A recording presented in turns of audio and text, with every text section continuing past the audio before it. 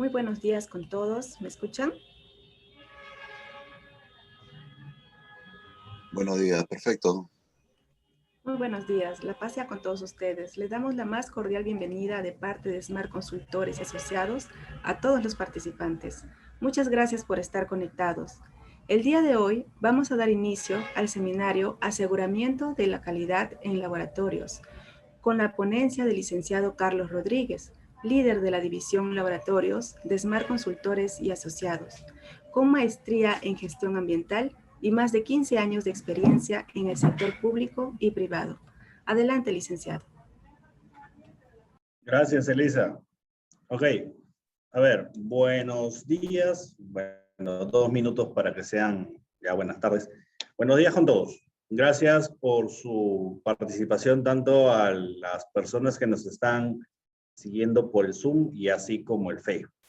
Bueno, damos comienzo a este pequeño tema que es el aseguramiento de calidad. Ya. Bueno, el aseguramiento de calidad en los laboratorios es bastante complejo, ¿ya? Y bueno, como tenemos un poco corto de tiempo, queremos dar algunos lineamientos en los cuales podrían algunos colegas refrescarles un poco la memoria, ¿ya? De cómo y cuáles son los lineamientos básicos y los conceptos que se tienen con respecto a cada uno de los lineamientos de aseguramiento de calidad en los laboratorios. Ojo, en el marco de la ISO 17020.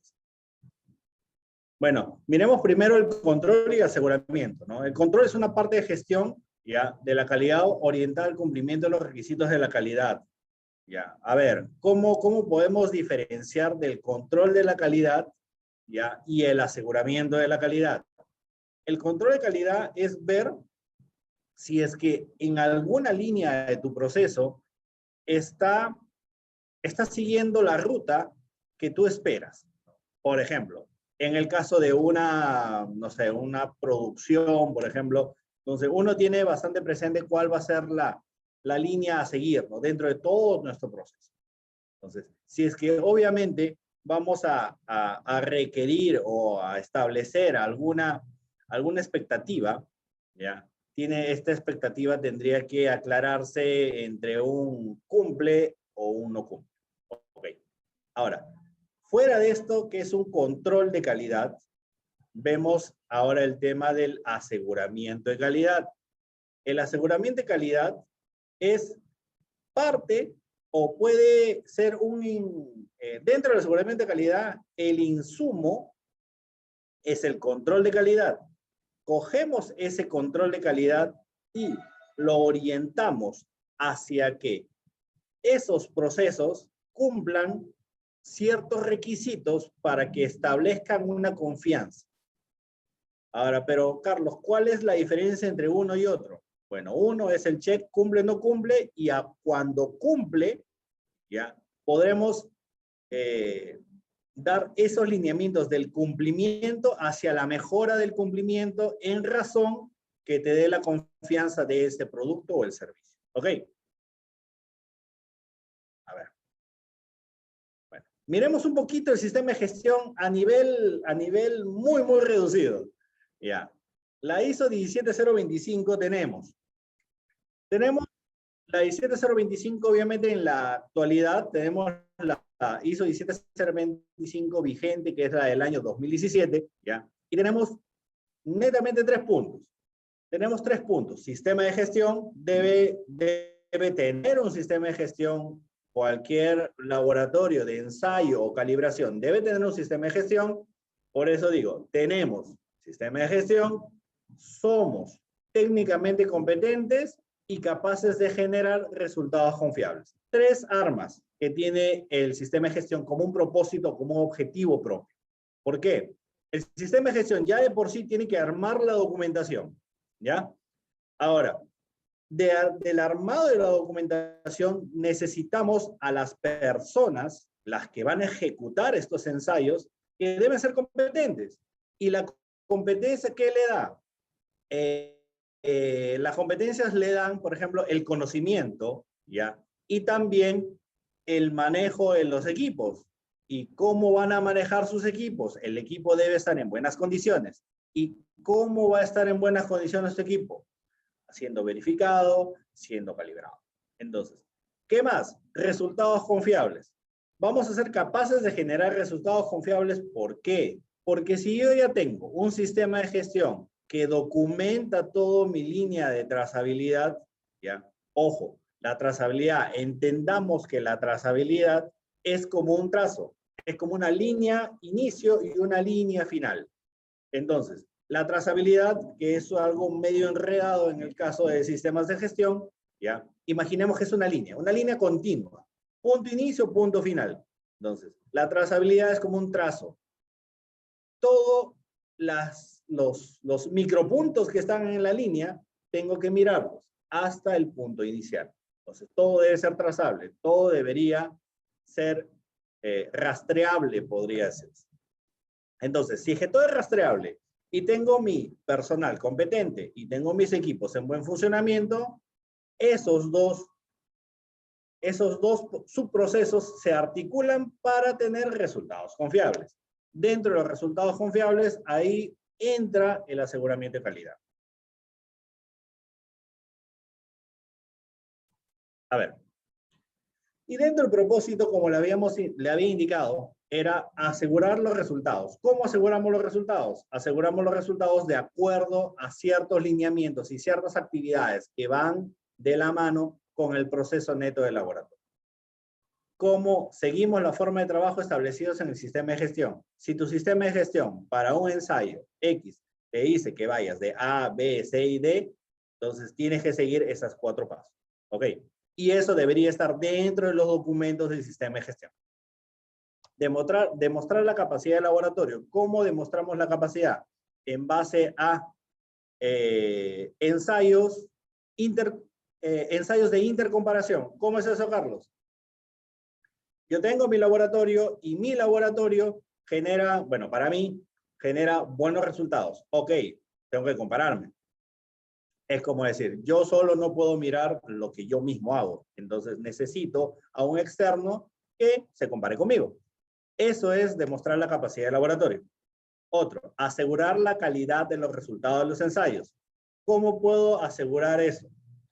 Teniendo ciertos controles, ya sea, que lo vamos a ver más adelante, controles como blancos, controles como asegurar nuestros ensayos mismos en base a ciertas actividades que van a necesitar algunas formas de trabajo. Otro, seguir formas de trabajo establecidos en el sistema de gestión. Todo sistema de gestión tiene ciertos procesos. En esos procesos del sistema de gestión debemos ser bastante cuidadosos al momento de hacer el cumplimiento. Demostrar la capacidad, bueno, nuevamente ya la habíamos indicado.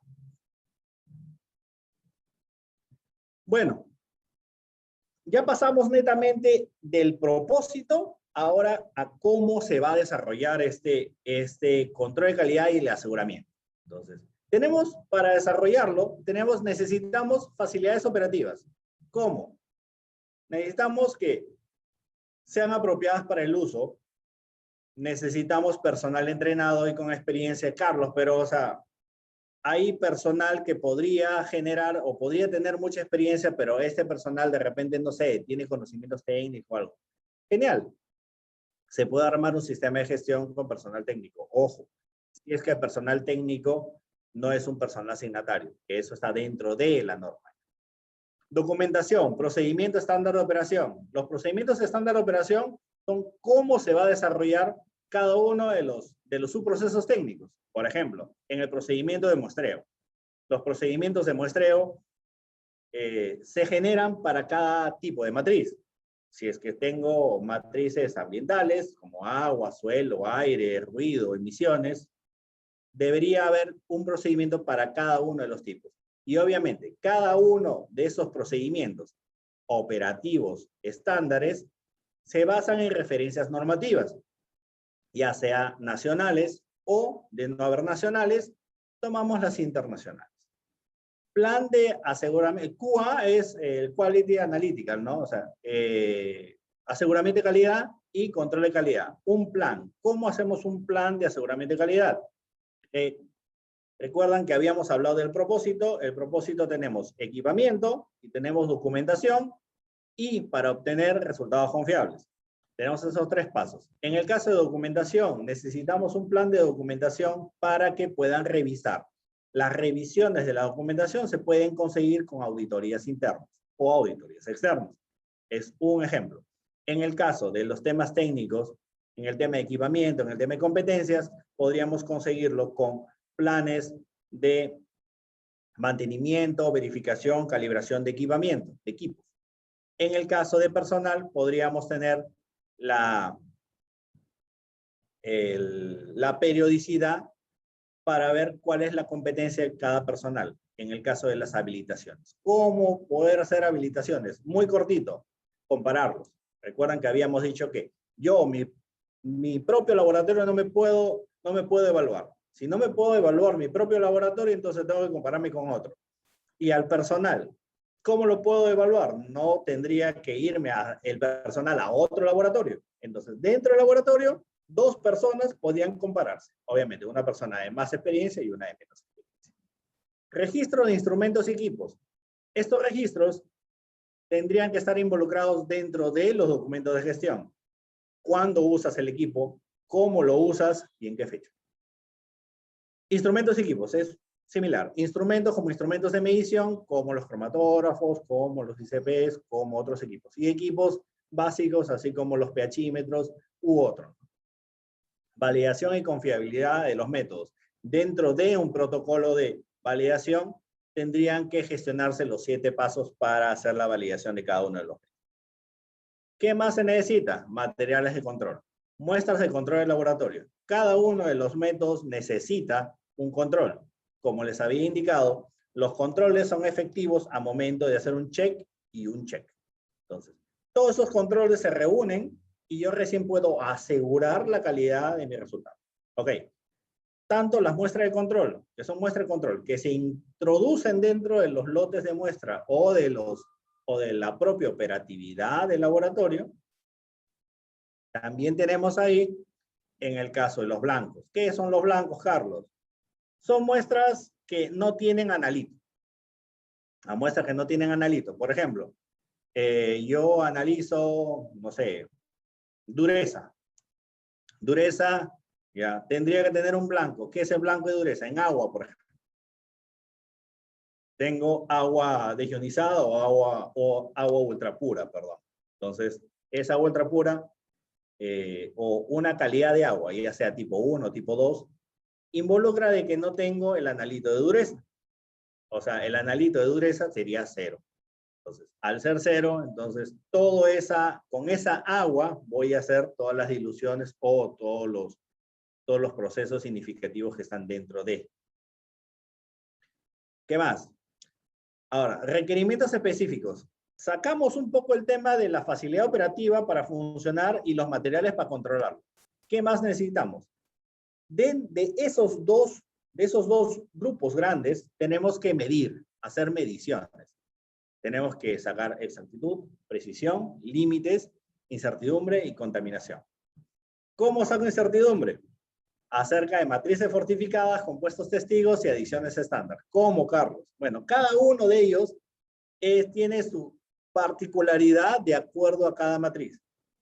La exactitud, una matriz fortificada es colocar una muestra, le adiciono una concentración de analito conocido y la desarrollo. Se supone de que esas concentraciones van a retirar o yo voy a conocer exactamente cuál es la concentración del analito adentro. Entonces, si es que yo tengo 90 de concentración, llámale cualquier unidad, 90 de concentración, y la adiciono 10, espero que sea 100.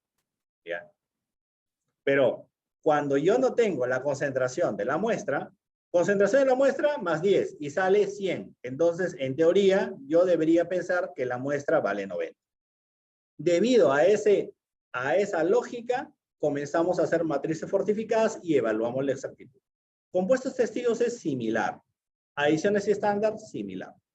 Precisión. Precisión es comparación. Matrices duplicadas. Muestreo una muestra 2 veces y los resultados los comparo. Matrices fortificadas duplicadas.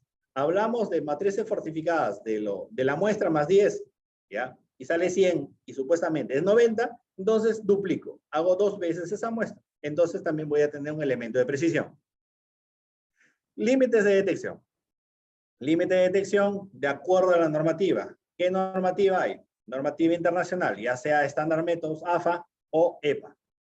Entonces, esos se relacionan de acuerdo a las 7 repeticiones y esas 7 repeticiones se evalúan los límites de detección como el 3.14 por la desviación estándar de los datos en 3 días no necesariamente consecutivos. Entonces hablamos, lunes hago 7 ensayos, miércoles hago 7 ensayos y viernes 7 ensayos. Esos 7 ensayos, esos 21 ensayos, corro la desviación estándar por 3.14 y tengo mi límite de detección. Ahora, límite de cuantificación sí es diferente. Tengo que probar.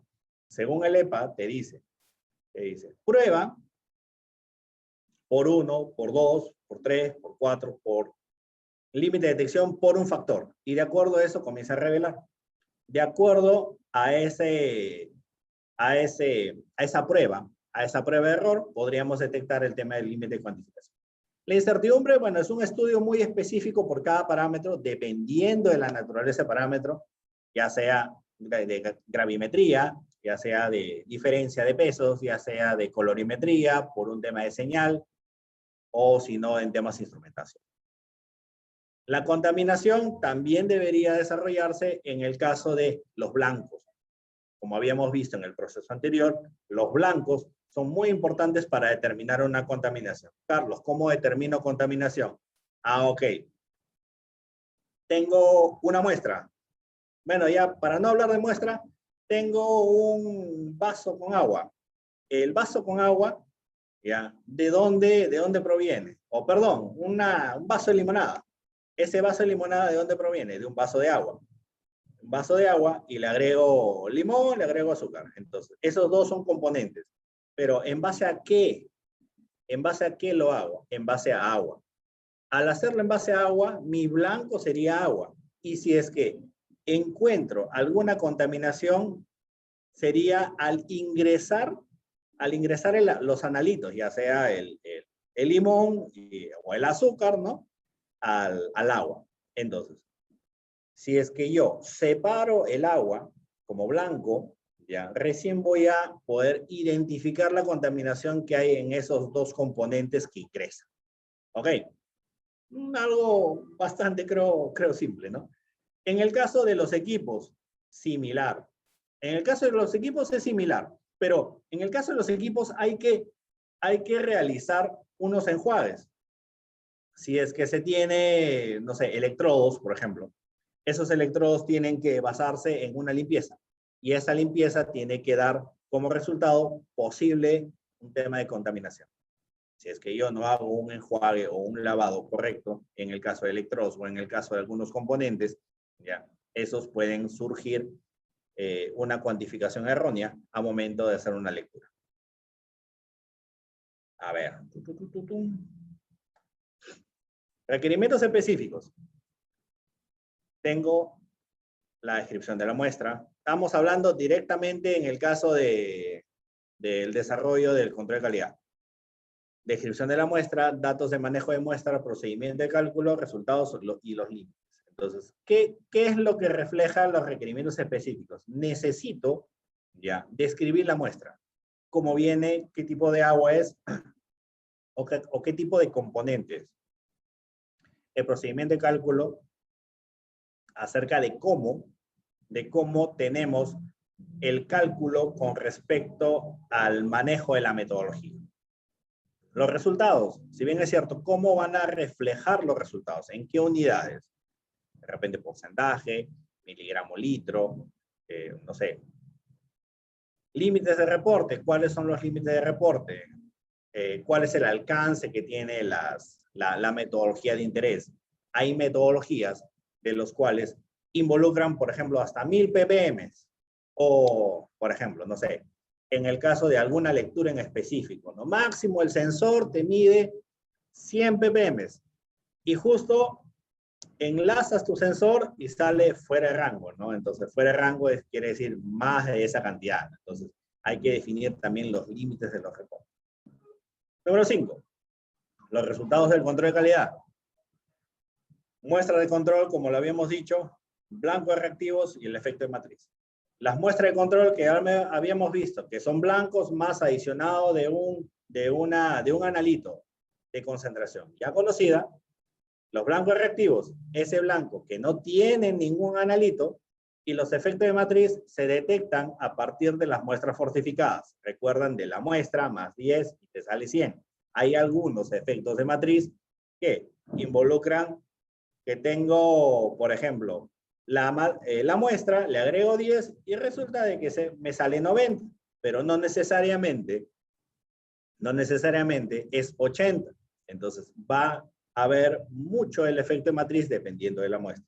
Podemos detectar muchas influencias de efecto de matriz, pero dependiendo de cada una de las matrices, ya sea agua, suelo, o si no, en otros parámetros. Parámetros de geoquímica, parámetros hasta parámetros físicos.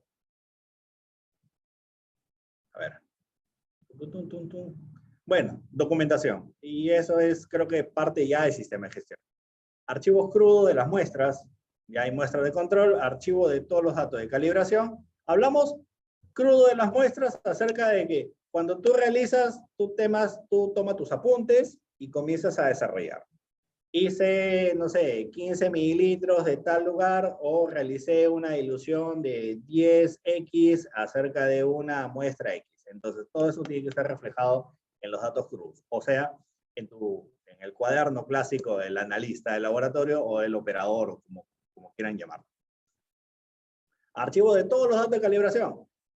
Cuando encienden los equipos, se supone que el equipo debería haberse verificado o tener una periodicidad de verificación y una periodicidad de calibración. Entonces, eso también tiene que estar documentado.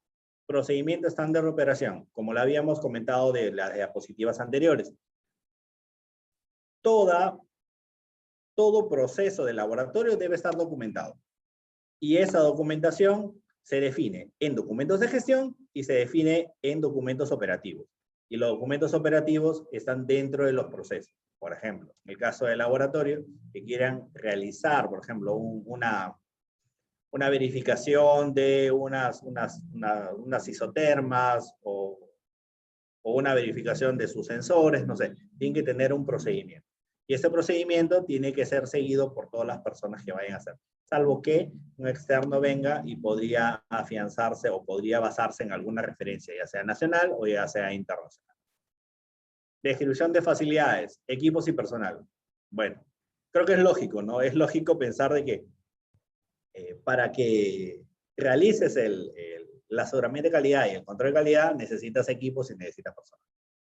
El plan operativo, como les indicaba, ¿no? Plan operativo, ¿qué necesitas? Necesitas personas, necesitas equipos y necesitas documentación de gestión y de técnica. Entonces, los tres deberían estar bajo un procedimiento, bajo un plan.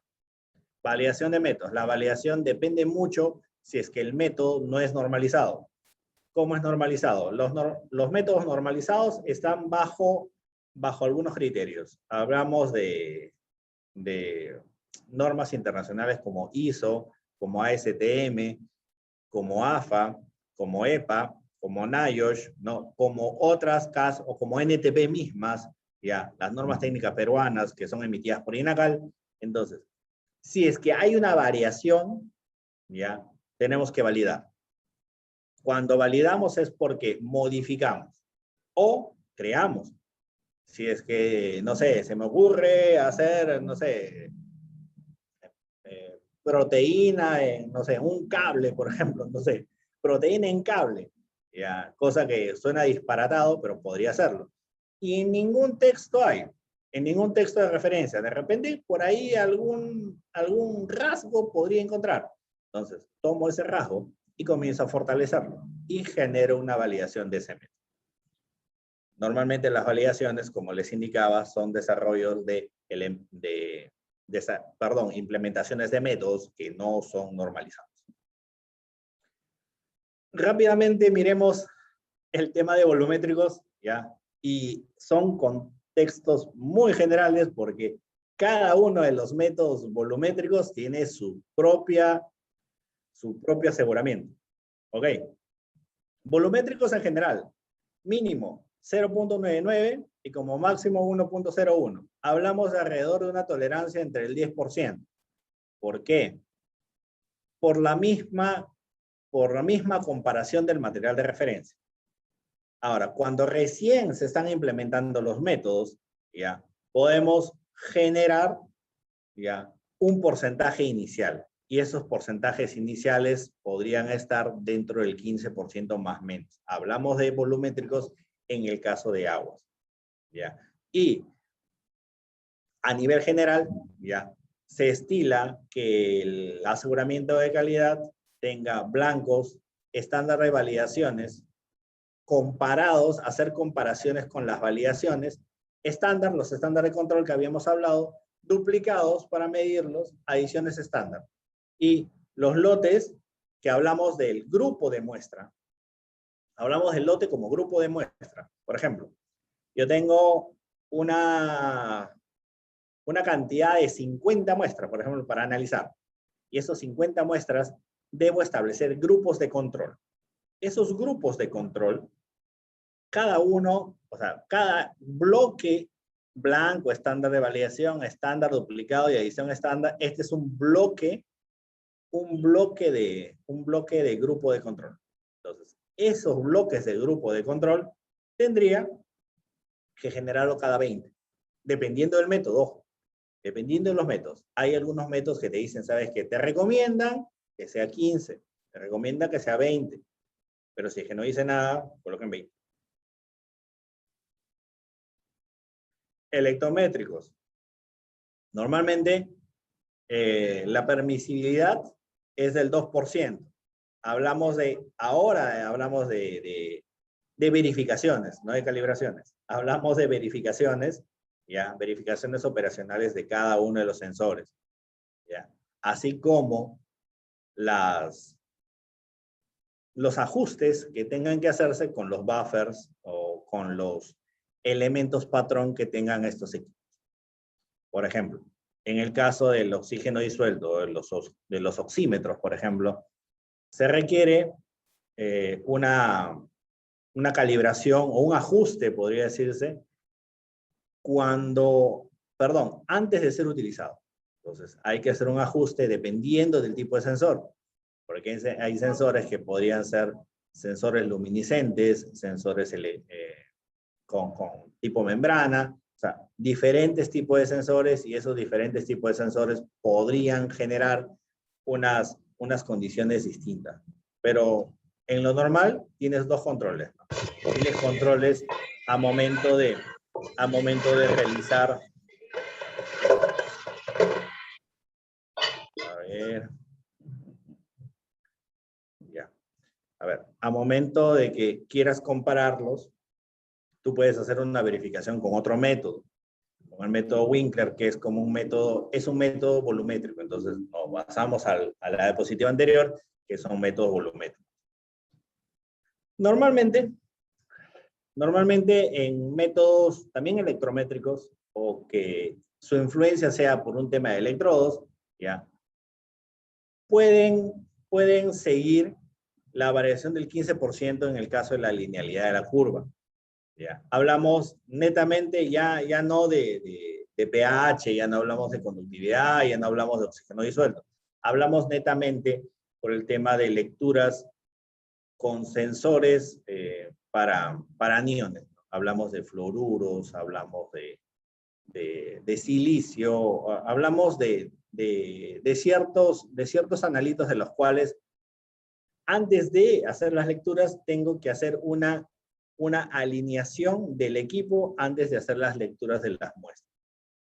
Entonces, cuando generamos ese control previo, o esa verificación previa, entonces tenemos que realizar ciertas calibraciones o ciertas verificaciones operacionales antes de generar o antes de poder hacer funcionar el equipo de manera óptima. Dentro del grupo de control tenemos la calibración que habíamos indicado. la calibración o verificación operacional, dependiendo de cada uno de los equipos, el blanco siempre está asociado dentro de los grupos de muestra, los controles que se llaman estándar, duplicados o las adiciones, dependiendo de la naturaleza. Ojo, ¿ya? Ahora, los límites, como igual había indicado, se estila entre 1 o al 2%. Ahora, ¿por qué se estila entre 1 al 2%? Hablamos de los temas de implementaciones nuevas, ojo. Porque se supone que un laboratorio, ¿ya? Cuanto más tiempo pase, ¿ya? El laboratorio tendría que, o esperaría el laboratorio que bajen los elementos de error, porque se supone que el personal, los equipos están mucho más calibrados, o sea, están calibrados los equipos, el personal tiene mucho más experiencia, la documentación técnica ha sido revisada múltiples veces, el concepto de mejora continua ha avanzado con respecto a la robustez del sistema de gestión, es por eso que comienzan a bajar los límites de error. Entonces, bajo eso, si es que el mismo sistema lo tiene dentro de sus objetivos, entonces es muy probable que estos límites de error comiencen a bajar, ya no solo como el 15% que habíamos visto antes, sino que de repente podrían bajar a 10, a 5%, dependiendo de la naturaleza. Bueno, en gravimetría hay puntos muy específicos acerca de las balanzas, las calibraciones de la balanza, las calibraciones anuales de la balanza, las verificaciones. Hay que tener en cuenta también de que si es que los laboratorios tienen bastantes calibraciones de la misma balanza, podrían hacer un estudio de deriva, que podrían ampliar, por ejemplo, las fechas, perdón, ampliar las frecuencias de las calibraciones y así no gastan más dinero, ¿no? El tema es, ¿ya? Las estufas también, por ejemplo, pueden ser calibradas, dependiendo de las directrices de isotermas de INACAL, ¿no? Que te dice que en diversos puntos tienen que verificarse puntos isotermos a momento de hacer las verificaciones. Analizar un estándar conocido, igual, hablamos del 15% igual. Entonces, si hablamos del 15%, ojo, son para laboratorios que se inician. Igual tenemos un grupo de control también acerca de blanco, estándar, duplicados y adiciones estándar. Hay algunos métodos, por ejemplo, como dependiendo del método, ¿no? O sea, por ejemplo, en el gravimétrico está el aceites y grasas, ¿no? Y aceites y grasas sí te manda que sea un duplicado de la adición estándar. Entonces, hay ciertas particularidades de acuerdo al grupo de control que se deben analizar por cada uno de los métodos. Bueno, igual como les dije, son 15%. Colorimétricos, igual establecemos similar al tema de los electrométricos, ¿no? Porque los colorimétricos se basan en una curva de calibración. Esta curva de calibración, ¿qué te define? Te define por la ley de Beer, ya sea directa o ya sea inversa. ¿Cómo, Carlos? Ley de Beer.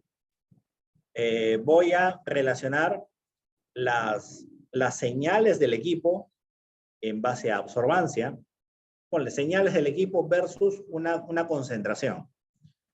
Hago preparaciones de por lo menos cuatro frasquitos de concentración conocida, incluido el blanco, que daría 5. Ya. Tengo 5 puntos en los cuales tengo un ppm, 2 ppm, 3 ppm, 4 ppm.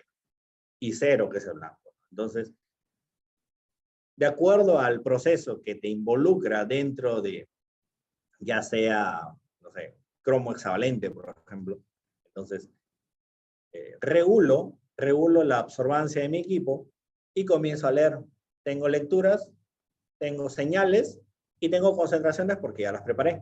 Entonces, comienzo a armar una curva. Eso se llama curva de calibración. Entonces, esa curva de calibración necesito que tenga un factor de correlación de más de 0.995. Obviamente, este factor de correlación puede ser mucho más alto dependiendo de la robustez dependiendo de la robustez del sistema de gestión técnica. Igual hablamos también de una variación del 15%. A ver, analizar antes un estándar a las muestras para que la curva sea válida. Ya. Yo analizo y apago mi equipo. Porque si es que lo tengo, ya posiblemente se puede gastar la lámpara, se puede gastar ciertas cosas, ciertos componentes del equipo. Entonces, yo voy a tener, lo apago y prendo otro día el equipo, y para verificar que la curva esté dentro de las tolerancias, yo puedo colocar un estándar de control que voy a tabularlo dentro de la curva. Y esto también va a validar mi curva y va a permitir una variación del 15%. Renovación de las curvas está en función del análisis específico, pero puede ser máximo 6 meses. ¿Por qué máximo 6 meses? No, porque se supone que para realizar tu curva de calibración tienes que utilizar un reactivo. Y ese reactivo, salvo que no analices, ya podrías consumirlo. Si se consume todo un reactivo, cualquiera, ya tendrías que generar una nueva curva. En los laboratorios donde el proceso de aseguramiento de calidad está mucho más robusto, hacen curvas cada vez que hacen los ensayos. ¿Ya? Es un control mucho más estricto, ¿ya? Y podrían reducir sus factores de corrección y sus variaciones. Igual, el grupo de control, tengo blanco, estándar de validación. El estándar de validación es el que les decía acerca de la verificación de la curva. Ya, el estándar de control duplicado, las adiciones están. Los límites, como les decía, son, o deberían ser, perdón, los límites podrían ser máximo 15%. Bueno, en los métodos de equipamiento de alta gama, ya los factores de correlación comienzan a hacerse más estrechos, ¿ya? Porque depende mucho que estos equipamientos son mucho más especializados y tienen las competencias de las personas mismas que realizan los ensayos, y estos pueden generar porcentajes de error mucho menores, ¿ya? Así como las concentraciones de los analitos mucho menores. Entonces, las linealidades en la curva ya no son 995, sino van a ser 9995. ¿Por qué? Por la misma precisión y exactitud del equipo. Entonces, el equipo sí te garantiza esas mediciones. Igual, en el caso de los colorimétricos, igual, tienes que verificar. Cuando hay curvas de calibración de por medio, tienes que verificarlas para que puedas realizar las verificaciones de las curvas, así poder generarlas. En el caso de los equipos para metales, ya sea absorción atómica o ICP, tiene que realizarse cada vez que se enciende el equipo, las curvas de calibración. ¿Por qué? Porque muy al margen de que el espectrofotómetro u otro equipo para realizar colorimetría, ya, el ICP o la absorción atómica no solo se enciende, sino se calibra. Ya, o sea, perdón, se ajusta. Se ajusta a un cierto nivel, dependiendo de los materiales, perdón, del manual de usuario o el manual de uso. Dependiendo de eso, se hace un ajuste, se hace un encendido, perdón. Entonces, de acuerdo a esas condiciones, porque hay muchos más factores de riesgo involucrados, es por eso que se realizan las curvas apenas el equipo se puede estabilizar. ¿Ok? Bueno, se tiene igual los controles, los grupos de controles, tanto el IPC como el QSS, son controles derivados de los manuales de cada uno de los equipos. Y bueno, tenemos casi el mismo grupo de control, excepto los controles asociados a los manuales de uso de los equipos. Igual, 15%. Cromatografía, similar cromatografía. Sin embargo, en cromatografía, si enciendes el equipo y no hay mucha alteración o muchos factores de riesgo, es por eso de que los factores de correlación siguen como 995, ¿ya? Entonces, bajo ese criterio, ¿ya? Podríamos nosotros esperar que ¿sí? Podríamos esperar de que nuestra curva se vaya a cerca de 995 o posiblemente sea mucho más precisa. Igual, acerca curva de calibración, necesito estándares, igual necesito acerca de la renovación de la curva, ¿no? Entonces, depende mucho, ¿no? Depende mucho de la robustez del mismo método. Perdón, de la robustez del mismo sistema de gestión.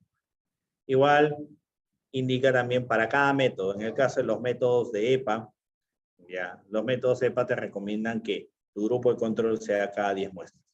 En sí, hay un capítulo de EPA que te indica la frecuencia de los grupos de control. La frecuencia de los grupos de control van a ser por 10 muestras. Bueno, en el caso, como lo habíamos indicado, los grupos de control tienen, el propósito del sistema de gestión técnico para corroborar el aseguramiento de calidad involucran los límites de detección y los límites de cuantificación, ¿no? Entonces, en estos límites de detección y de cuantificación, como les indicaba, son 3 días para detección. 3 días no necesariamente consecutivos, ¿ya? Y esos 3 días no necesariamente consecutivos, cojo los 7 ensayos y hay algunas implementaciones que hacen 10, hacen 15 por cada uno. Bueno, dependiendo de los recursos que se puedan tener, tanto recursos de las condiciones que puede tener cada uno de los equipos. Entonces, cojo 7 ensayos o cojo 10 ensayos y estos de aquí, 3 días no consecutivos. Supuestamente tengo 30 datos. Los 30 datos, cojo 7 de cada uno de los días y saco una desviación estándar. De esta desviación estándar le coloco el factor de 3.14 que está referenciado en la TestStudent, ¿ya? Y saco un límite de detección. Ojo, este límite de detección de los métodos es un límite netamente estadístico, o sea, no es práctico, o sea, no es experimental. Entonces, como no es experimental, ¿ya? Al no ser experimental simplemente es colocado. Depende mucho de la repetibilidad que tengas en los análisis que realizas. Pero otra historia es acerca de los límites de cuantificación de los métodos. La cuantificación, según normativa, te dice que es el promedio de las lecturas más 10 veces la desviación estándar.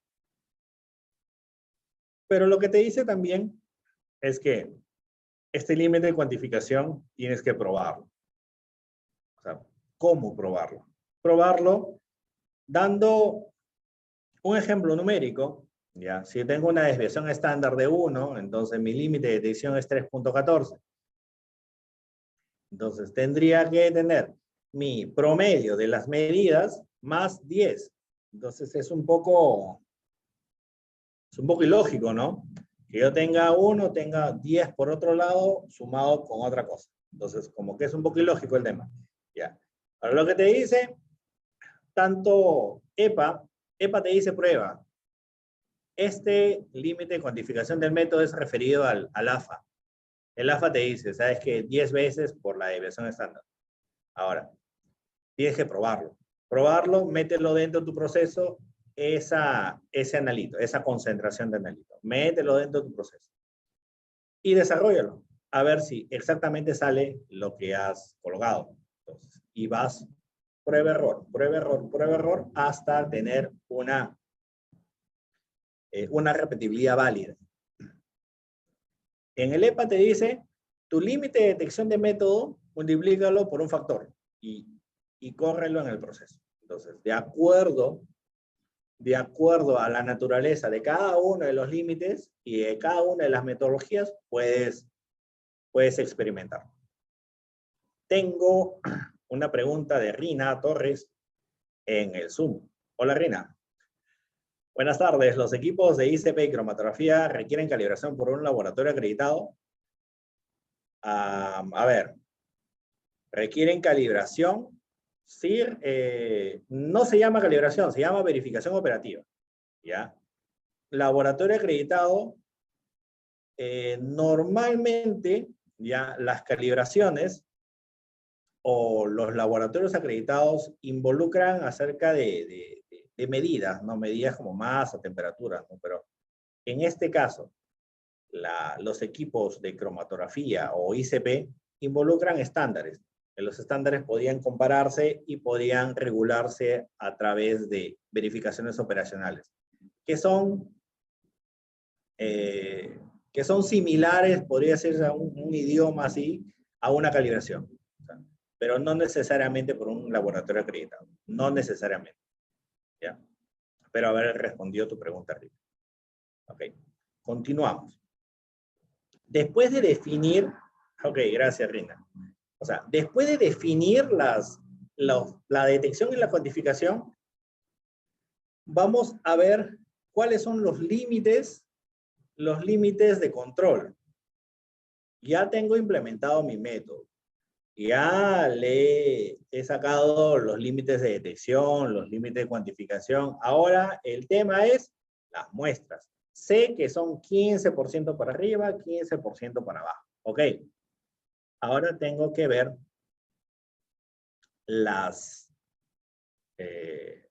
cómo poder regular todo mi proceso. ¿Cómo regulo mi proceso? Mediante las gráficas de control. Estas gráficas de control, ¿cómo se hacen? ¿Recuerdan de que les había indicado acerca de los grupos de control? Grupos de control como blancos, como estándares, como duplicados, adiciones estándar. Entonces, todos estos podrían sugerir a gráficas de control, dependiendo de cada uno de los métodos que ustedes podrían implementar. Las gráficas de control tendrían que estar similar, ya, a un porcentaje, o estarían dentro, o deben estar dentro de los límites que hemos colocado dentro de los grupos de control. Recuerdan que habíamos dicho 15%, 15 para arriba, 15 para abajo. 85, 115. Entonces, pero esta es una gráfica de control para los estándares. Hablamos de controles. Esos controles, ay, se me perdió el mouse, ya, aquí está. Si hablamos de controles, ya. Si hablamos de controles, ya, hablamos, por ejemplo, del tema de la exactitud. Hablamos de que le coloco una concentración conocida al blanco, la desarrollo y me sale, no sé, me sale un porcentaje. ¿Porcentaje de qué, Carlos? Si yo le coloco, por ejemplo, 100 unidades a una concentración, a un blanco, se supone que debería desarrollar al final de mi proceso 100. Pero pueden haber errores dentro del proceso que son de diversas naturalezas, de diversa evaluación con respecto a la incertidumbre en la medición de cada uno de los métodos. ¿Qué influye? Influye muestreo, influye equipamiento, influye personal, influye instalaciones. Entonces, todo eso se influye. Y posiblemente el sesgo o el error podría ser hacia arriba, o que si le coloco 100 podría darme 105, o de repente hacia abajo podría ser 93, 95. Entonces, depende mucho de la correlación que se pueda tener dentro de los resultados, por ejemplo, de la exactitud, de la evaluación de estos estándares de control. ¿Ya? Podríamos generar gráficas. Estas gráficas, por ejemplo, en el día 1, yo realicé el día 1 una muestra, ya, un lote de muestras, perdón. Un lote de muestras de 20, 10, no sé. Entonces, de esas muestras, ya, yo hice 2 controles, o un control, bueno, un control. Y me salió 101%. ¿Cómo lo hago 101%? Cálculo de exactitud. Yo tengo lo que me salió, el resultado, entre la concentración que añadí por el 100%. Entonces, dependiendo de ahí, tengo el porcentaje. Ok. Y comienzo a tabular todos los días. o todas las veces que vaya a analizar, o todas las veces que analicé. Entonces, tengo una serie de puntos. Ahora, esta serie de puntos se basan en qué?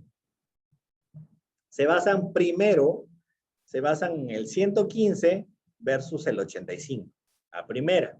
Después de completar, por ejemplo, los 30 datos, bueno, acá justo la gráfica tiene 20, completando los 30 datos, tengo que hacer nuevos límites. Y esos nuevos límites de control se evalúa ¿qué? Evalúa el promedio más 3 veces la desviación estándar de todas estas mediciones. 30 mediciones, ojo. Entonces ya no va a ser acá ni aquí. Entonces cada vez va cerrándose tu gráfica. Entonces, al cerrarse tu gráfica, ¿qué va a alentar? Alienta la mejora. Alienta la mejora continua, ¿por qué? Porque si yo voy a tener datos muy pegaditos, ya, los límites de control van a ser mucho más estrictos. Y al ser más estrictos, se supone que las mismas personas que realizan el ensayo tienen que mejorar. Entonces, es diferente a momento de que, por ejemplo, en una gráfica de control puede intervenir una persona nueva. Una persona nueva, en esta gráfica, de repente podía darle 110%, y no está mal, ¿ya? Solo que esta gráfica de control se está haciendo mucho más angosta, ¿ya? Porque las personas que han involucrado dentro de esa gráfica son personas con mucho más experiencia. Y eso es bueno. Es bueno para que el mismo sistema de gestión técnico avance. Y al avanzar el sistema de gestión técnico, podría mejorar el aseguramiento de calidad. Ahora, Carlos, pero ¿cómo sacamos los límites de control? Ahí justamente están. Límite de control superior. ¿Qué es un límite de control? Límite de control es lo rojito. Aquí está. Ya, lo rojito. ¿Por qué? Control. Control, recuerdan que habíamos visto en las diapositivas anteriores que los controles más menos 15. ¿Ya? Y las advertencias son lo que está aquí, los azulitos. ¿Y el azulito qué te dice? Te dice que estás muy próximo al control. Entonces, debes tener cuidado. ¿Por qué debes tener cuidado? Porque tu proceso es muy probable de que el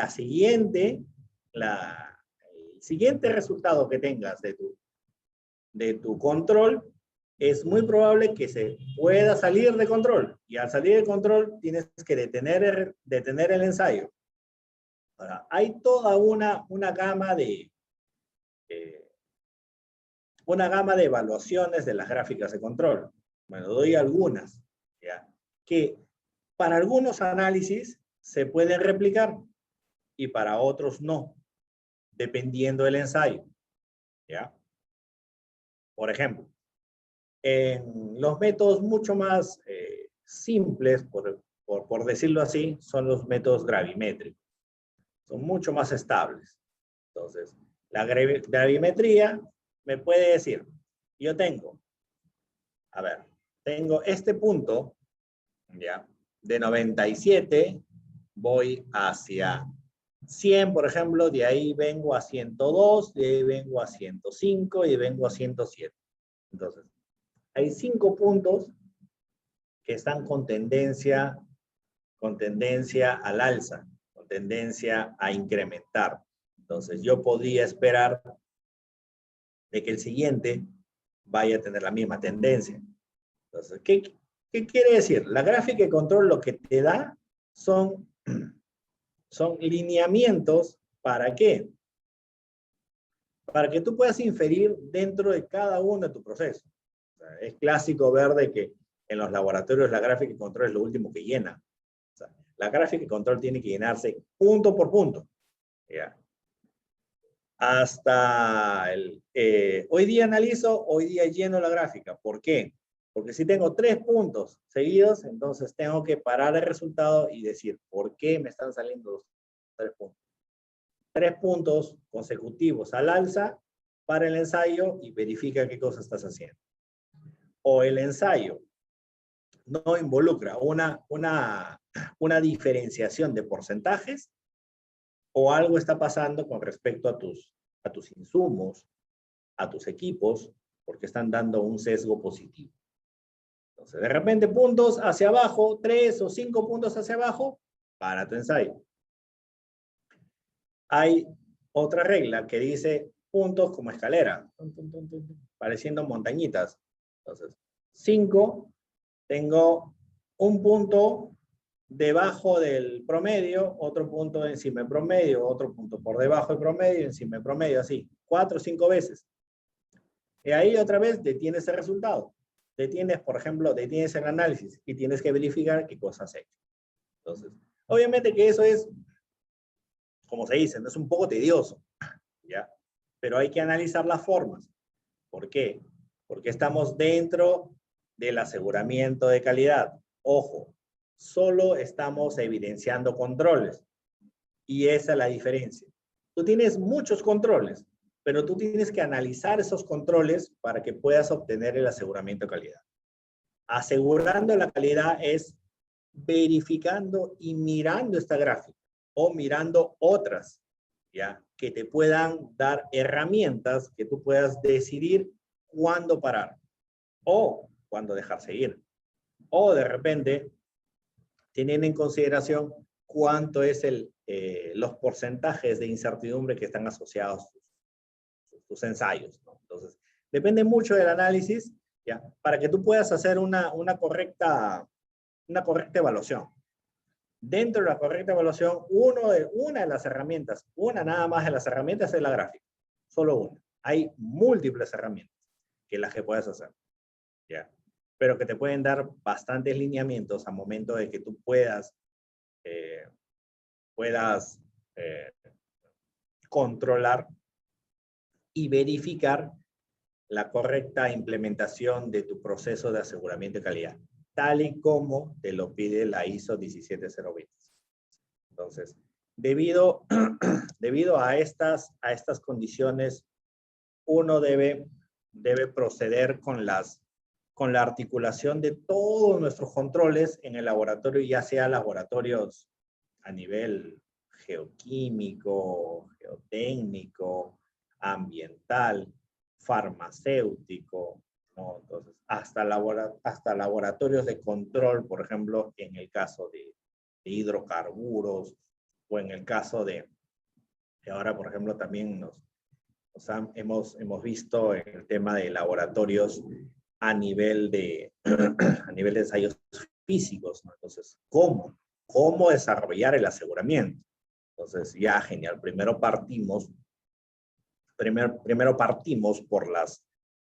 por los controles que tienes. Después ya genero tus controles y eso para las personas, por ejemplo, que estamos involucradas dentro de los sistemas de gestión de ISO 17025, es lo más sencillo.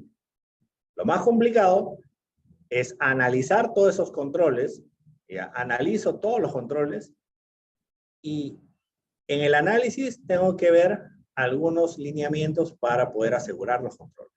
Entonces, debido a eso,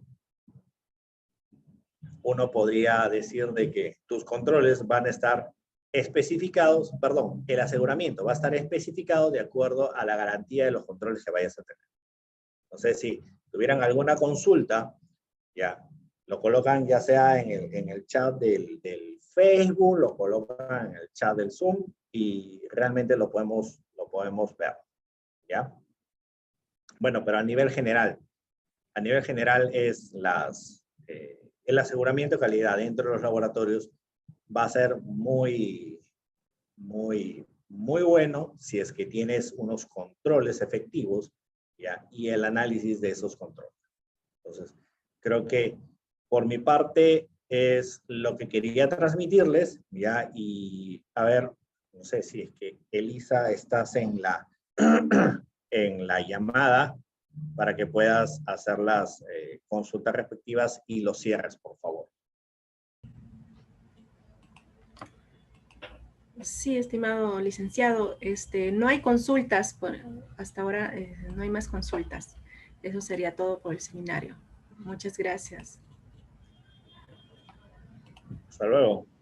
Hasta luego. Agradecemos la exposición del licenciado Carlos Rodríguez y a todos los conectados por Zoom y Facebook. Muchas gracias por su tiempo y atención. Asimismo, recordarles que nos pueden solicitar la constancia de participación a un costo de 20 soles.